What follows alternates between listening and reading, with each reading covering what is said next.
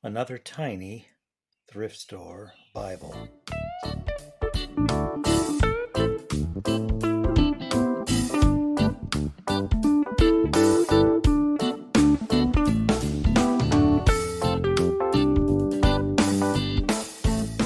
Hello everyone.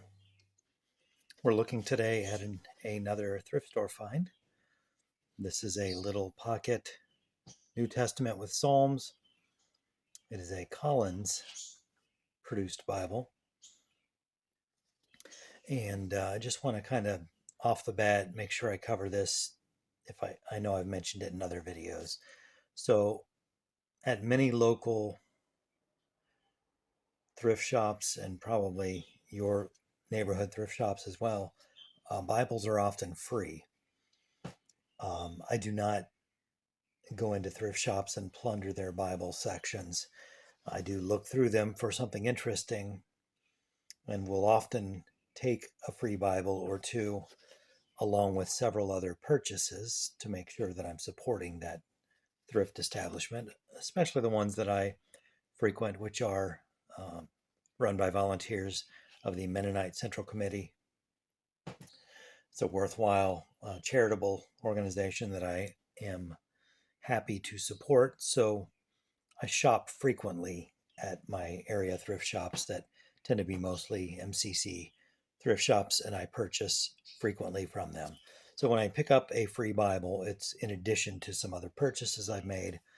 Also, when I'm done reviewing the Bible, very often the Bible gets redonated to the thrift to be sold again or given away again in this case. So just wanted to get that understood so no one out there is thinking I'm just ripping off free Bibles and have a enormous pile of Bibles. I do have an enormous pile of Bibles, most of which are waiting to be reviewed and will be rethrifted, or a few that are obviously part of my permanent collection. But anyway, that was a long way to self-justify. Let's move on. So New Testament Psalms, we have kind of a pressed board, fake leather. Some kind of material that they've adhered to the press board, because you can see where it's over the years has kind of bunched up in certain places and creased. As I mentioned, it's a Collins clear type press production, Glasgow, Toronto, Sydney, etc. Collins is was a Scottish publisher that later was purchased by Harper, or fused with Harper, to make the Harper Collins that we're familiar with. There is a date here of 1957. It tells you this was printed around that time, probably a little bit after. And just for comparison, by the way, this is about 4 inches by 3 inches. Yeah, I don't have a very good ruler here. Just a hair over 4 inches by 3 by 4 roughly. And I guess we'll compare it with a familiar object. This Gideon New Testament. It is, my camera's having problems here. Sorry, what was I saying? It's a little bit thicker than the Gideon. It's more evident probably on the spine, and a little bit shorter than the Gideon, but as far as the actual text block, it's a little bit wider as well. Although with the, can you call this a yap? With the extra length on the covers, they're about the same. So anyway, I don't know what the intent of this would have been. Probably not the same as the Gideon, and that shows in the quality of production. Let's just do a little comparing. First of all, neither of these, you never see the dedicatory epistle at the beginning of Gideon Bibles, even though these are both, or this size Bible, even though they're both King James. So this is a King James Bible. A couple things I want to point out. It is, as most Bibles tend to be, right justified, fully justified on the page. It's in 2 columns. But the small size, but the, it's got pretty good size print when you compare it with the Gideon. There's a comparison. And it makes for some interesting looks when they justify it. Like here on this line, it's pretty evident they've spaced out the letters such that it looks a little odd. But when you're using readable print in such a small format and double column, you're going to notice things like that.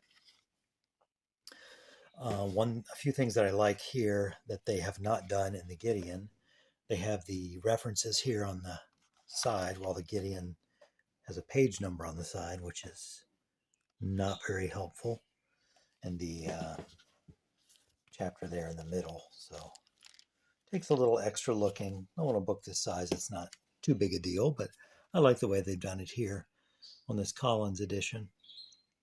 They also have these subject headers on the pages. So we see here we're in Matthew, we're in Sermon on the Mount. Here, later in Matthew, Parable of the 10 Virgins. So there are references to familiar passages. If you're looking for that, that's helpful. The bigger type, again, is something that I appreciate with my aging eyes. 1957 was the date I found on this, but there are a few items that came with it that are from significantly earlier, so I don't know how that happened, if somebody was just using them as bookmarks or whatever. We have looks like part of a pay stub from the Humble Oil Company, I assume Humble, Texas. Humble Oil and Refining Company. Total federal taxes withheld, or Social Security taxes, that is, 67 cents. That was their total deductions in their pay. So I don't know if this was a pay stub, what year this would have been in. I don't think there's a date on that. There's another bit of personal effects here. It's kind of stuck in there. From Houston, Texas. This has a 1938 date. They paid 15 cents for registered mail.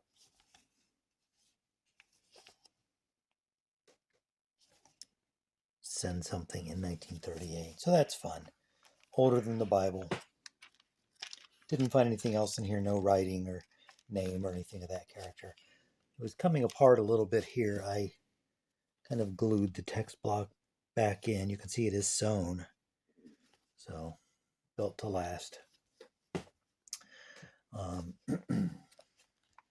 Just a good size to stick in your jacket pocket to take to church or wherever you want to go. Stick it in the glove box.